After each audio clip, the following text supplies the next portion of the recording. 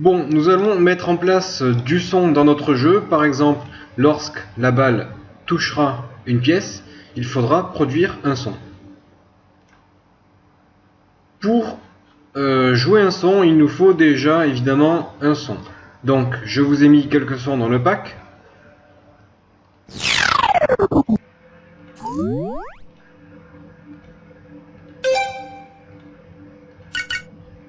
On va par exemple prendre celui-là pour la pièce. Et dans mon script de collision, j'ai pièce. Tout simplement pour jouer un son, je dis audio point play one shot. Et entre parenthèses, je vais dire par exemple pièce. Pièce son. Tout en haut, je vais créer une variable var pièce son qui sera un audio clip. J'enregistre. Le script charge, il y a une erreur ici, donc c'est sûrement parce que j'ai mis une majuscule alors qu'il ne fallait pas de majuscule. Voilà, on va tester, on va voir. Ok, donc là il n'y a plus d'erreur. Donc ça c'est bon.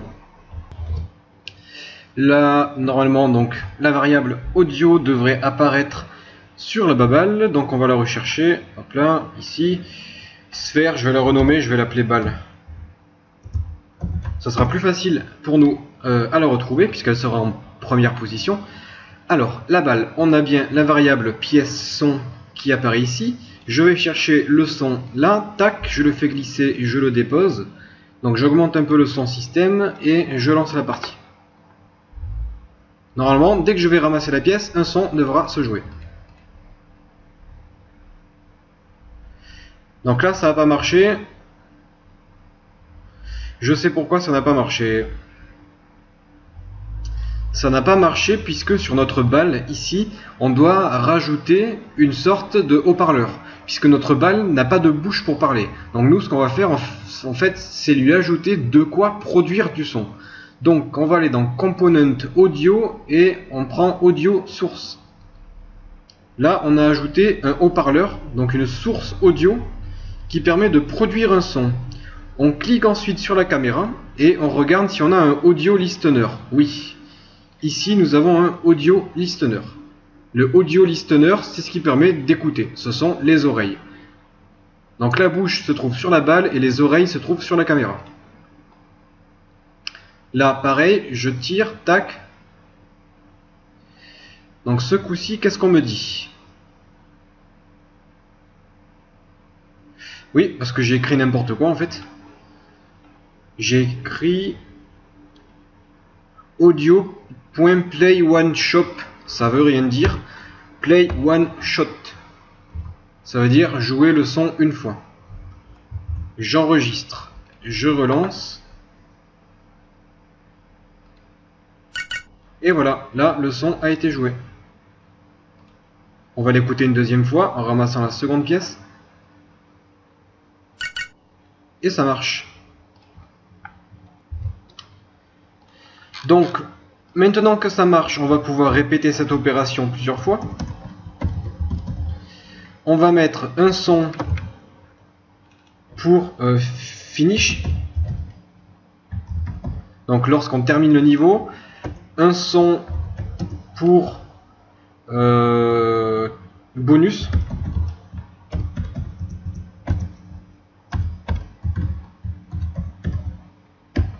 Ensuite, on a besoin de quoi? Vous pouvez produire un son lorsque la balle touche les rebords des objets. Oh, oui, évidemment, un son pour l'eau. Lorsque la balle meurt. Je vais récupérer le audio.play one shot. Si on tombe dans l'eau, on va jouer le water son. Si la pièce finit le niveau, on va jouer le finish son. Et si la pièce touche un bonus, on va jouer le bonus son. J'enregistre, je vais sur ma balle, ici, et je vais associer plusieurs sons. Je vais ajouter le son de l'eau, le son du bonus, et le son de... allez, du gain. On teste, je tombe dans l'eau. Déjà, je prends la capsule. Ça marche? Je tombe dans l'eau. Ça marche pas? Si. Ça marche, mais ça marche en retard. Et le son de la victoire, ça marche. Alors, le son de l'eau est un peu long à se lancer, tout simplement parce que je l'ai mis après le Wait for Seconds. Donc, je vais le mettre avant.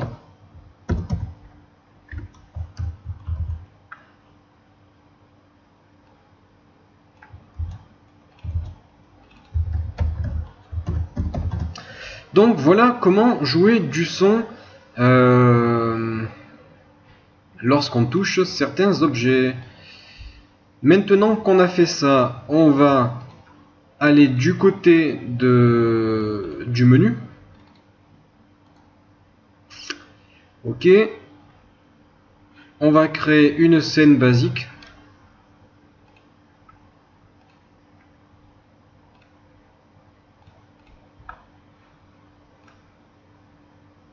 Edit Render Settings. On va ajouter une skybox. On va ajouter de l'eau.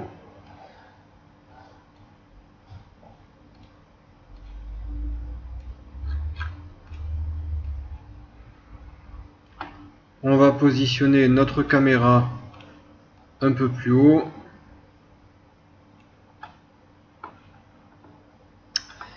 Et on va créer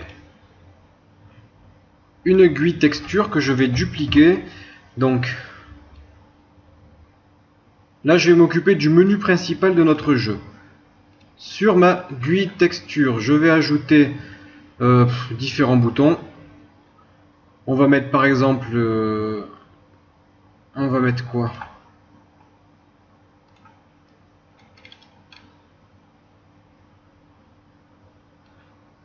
On va mettre jouer.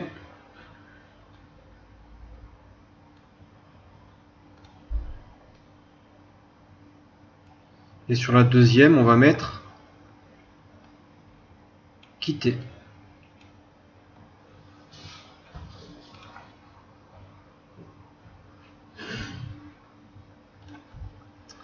Donc voilà pour les boutons du menu. Dans mes scripts, je vais créer un nouveau JavaScript menu script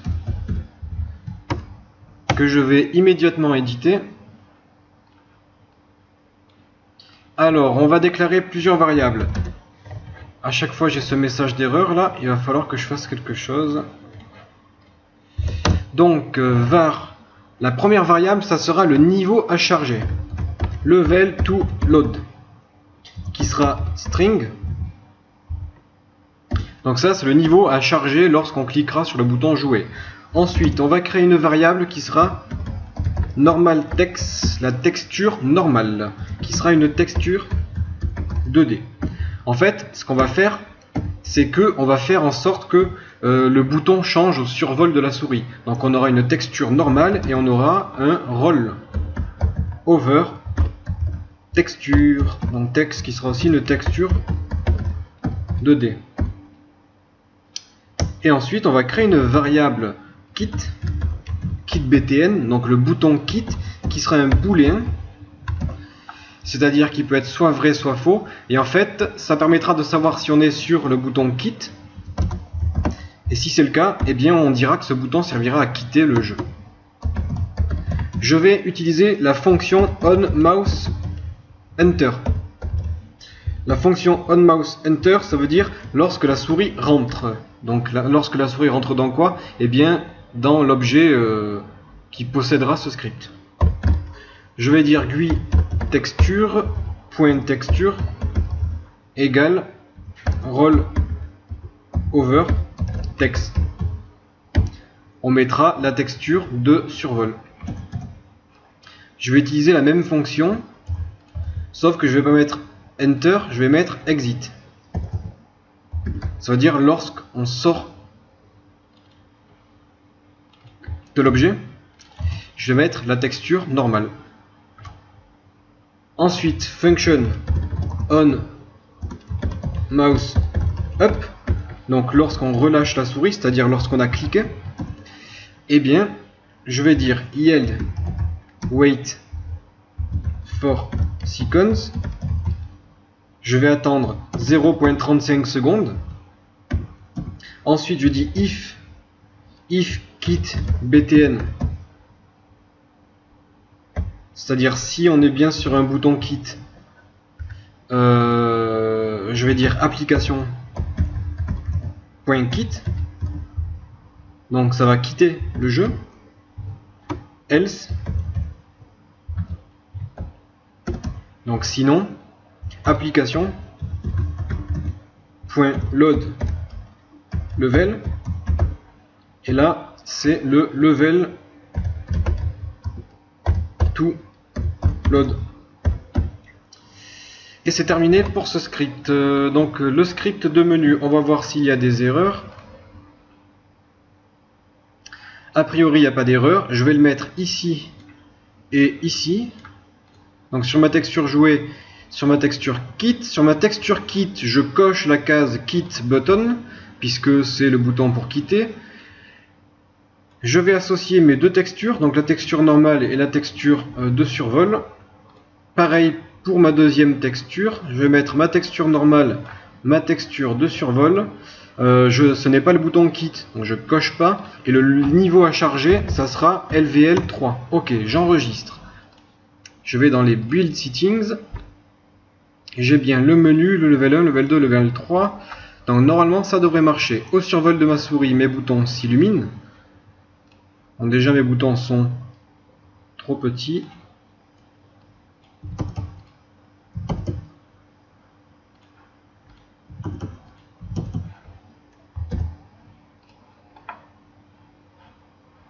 Si je clique sur jouer, on atterrit bien sur ma scène de jeu.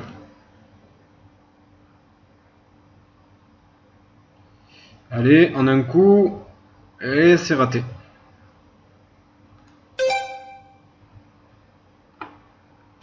Donc voilà pour ce menu principal.